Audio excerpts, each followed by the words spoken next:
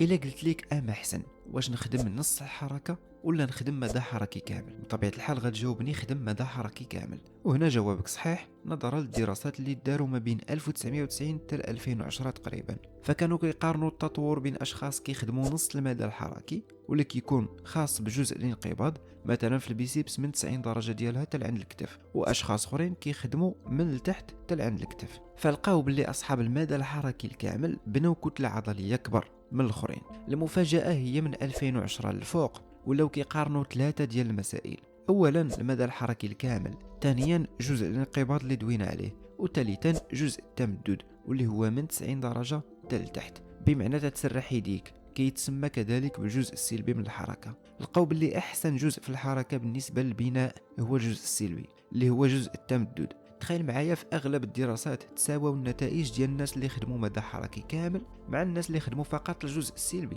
بل الغريب في الامر هو بعض الدراسات لقاو باللي اصحاب الجزء السلبي بناو عضلات اكثر من اصحاب المدى الحركي الكامل، وهذا الشيء اللي طيح ليا العجب. لكن فسروها بانك الا كنتي كدير غير الاجزاء السلبيه غتكون عندك القوه انك دير ريبس اكثر بزاف من المدى الكامل، وبالتالي كنستنتجوا من هذا الشيء كامل بان اهم جزء من الحركه هو الجزء السلبي، وخصنا نركزوا عليه مزيان في التدريب ديالنا. كيفاش نطبق هذا الشيء؟